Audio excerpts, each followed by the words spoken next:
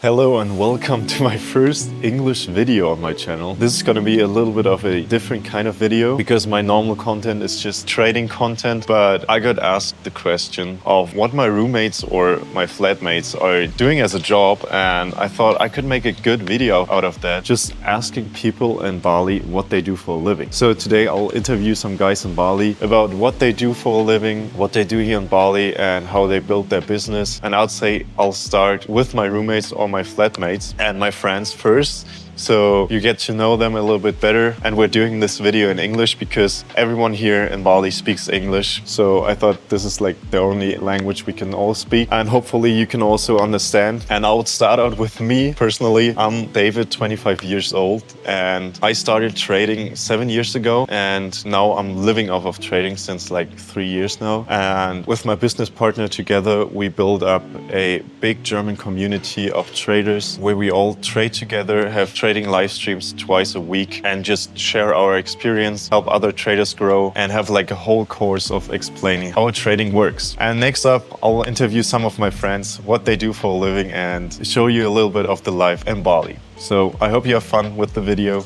and enjoy. All right, so we're in a restaurant right now, and we'll start off with my friends.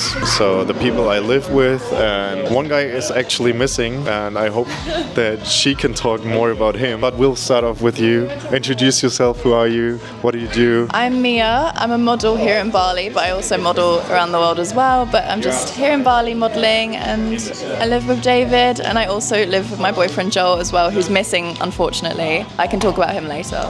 So the first question would be, what's your daily routine looking like in Bali? Okay, so my daily routine on a work day. The shoots here in Bali are really casual, so you're looking at maybe like a 3-hour shoot in the morning, because obviously it gets so hot here, so hair and makeup just goes instantly. So a 3-hour shoot in the morning, then I come home to our villa, maybe get in the pool, do some sunbathing a little bit, and then I also make content now, so I have been integrating that into my routine a little bit as well. So I'll come home, make some content, and then get some dinner. That's really nice. Yeah, that's a better routine than we do. Another question is, how do you make friends here in Bali? Okay, so when I first came to Bali, I struggled a lot with making friends, and I ended up making one, and we bonded really well, and we were really close, but then she ended up leaving.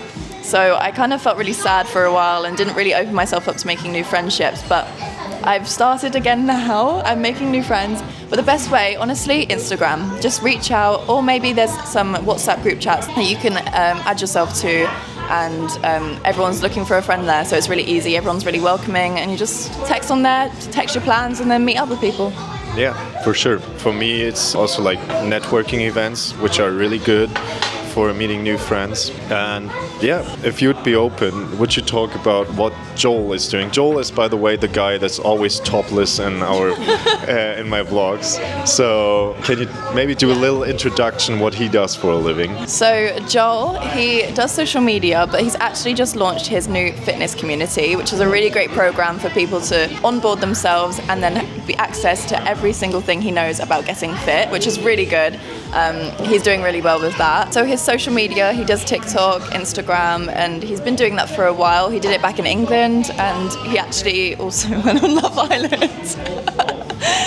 But he's been doing that for a while, so he's built up a community and is a really good social presence, and also that helps with being in Bali as well. So social media really helps in Bali because you make so many new connections and also a lot of opportunities as well.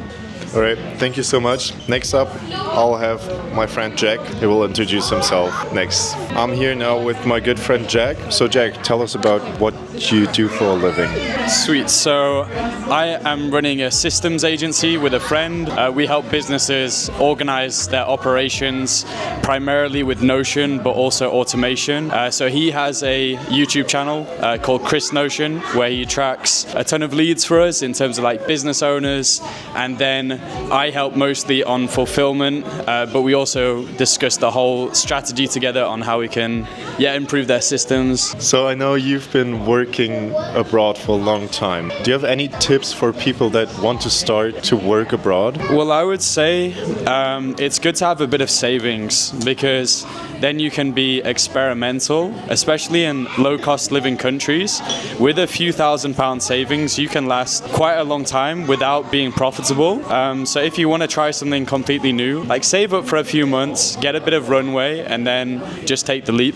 Perfect, thank you. So my last question would be, what are your average cost of living in Bali, and what do you think people are spending average per day? I think it's quite hard to say my cost of living because I was spending a lot more when I was traveling and also taking trips to Japan and Korea whilst living in Bali, and it completely does depend on how you set up your life. So for example, right now we're in a villa which I think costs about $700 or more a month, which is not expensive compared to the West, but comparatively, you can also get guest house for like $300, $350. So when I was staying in a cheap guest house, and some of the times I was eating in warungs, I was probably spending only a bit over $1,000 a month, but I don't track things that closely, if I'm being totally honest, and there are months where I've spent a lot more.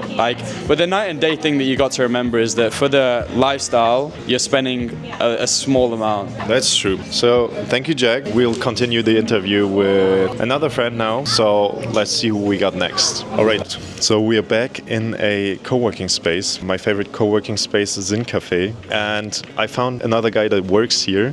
And yeah, just introduce yourself and what do you do for a living? Who are you? What do you do? Hello, my name's Thomas Henshu. I'm a photographer and videographer. I'm currently here in Bali on vacation. I study film back in Austria, but now I've heard so much about this place, and over the summer I was like, okay, enough of the talking. I want to check it out myself, and I came here, and so far it was one of the best decisions of my life. Okay, so how long are you staying here, and what was the best experience you had? So I've been here for 3 weeks, and I'm staying here until September, so like 3 more weeks, in total 6 weeks. And the best thing about Bali have to be the people, because if you want beaches and nice weather, you can go to Sri Lanka, you can go to Australia, you can go to Italy, doesn't matter, but the people are different here in Bali, like the mindset and the culture in general. Especially the tourists, like the locals, not so much, but the tourists. Everybody's trying to build something, everybody's trying to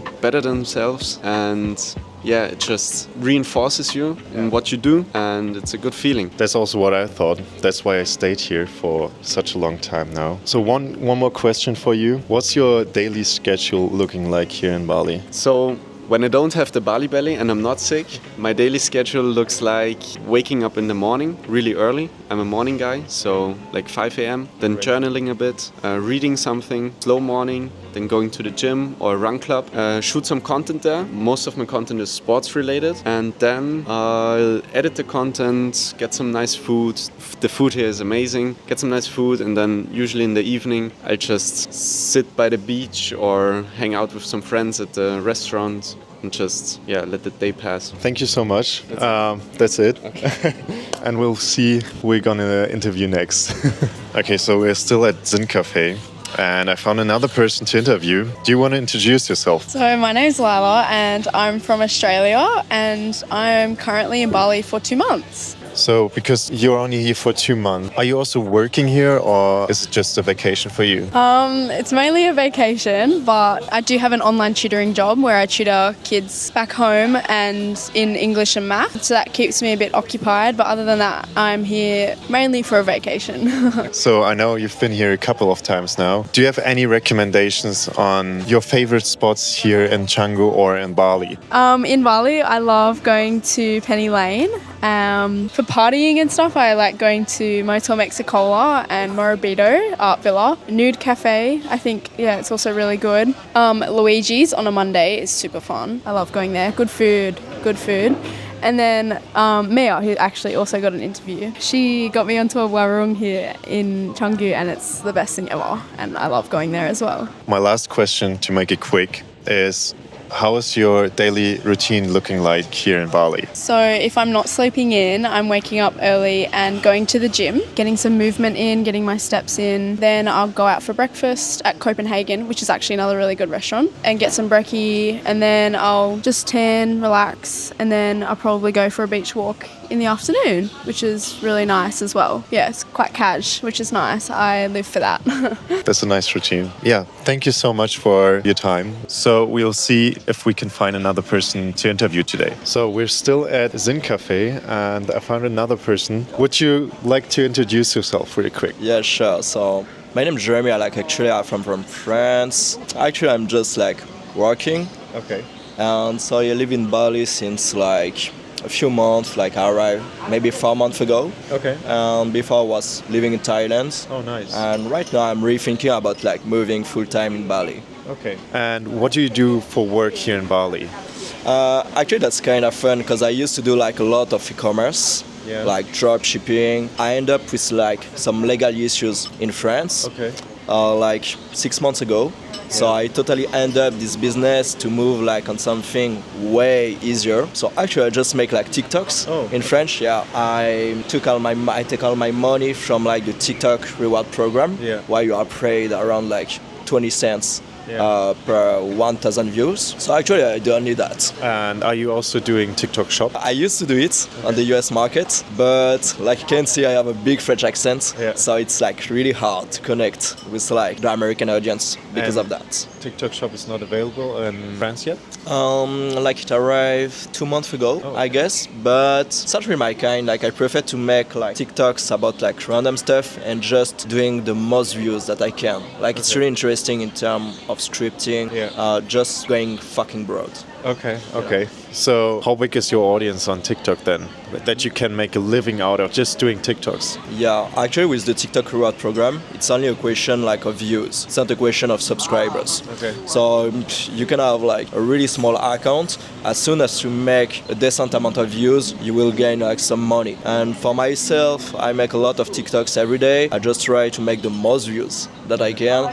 I guess on the French market, for what we are paid for the views, as soon as you can do like between 10-20 millions of views per month, you can afford like a life in Bali. Okay, that's actually sick. So do you do anything else besides TikTok, or is TikTok just your main income? Actually, it's the main thing. I do like nothing else actually.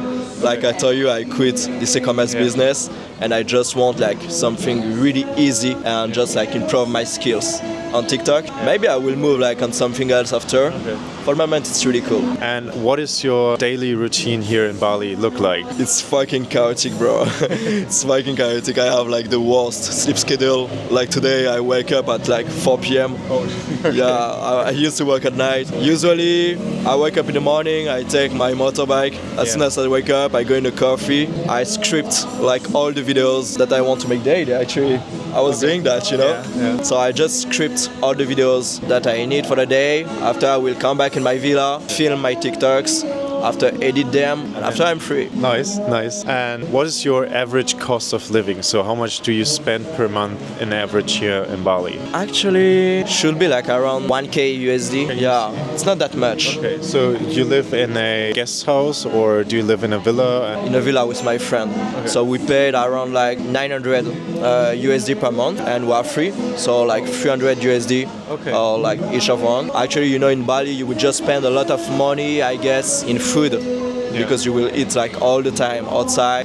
You can spend a lot in party, but if you are like reasonable, you will not spend that much. Really nice. Thank you for answering my questions. And yeah, I hope I'll see you again here in Bali. We will see if we find another one. Otherwise, we're going home and I'll do my outro home. Okay, so I'm back home now. I couldn't find anyone else to interview, so I hope it was still interesting for you to see how people are living here in Bali. If you liked the video, I would appreciate a like. And if you didn't subscribe yet, subscribe now.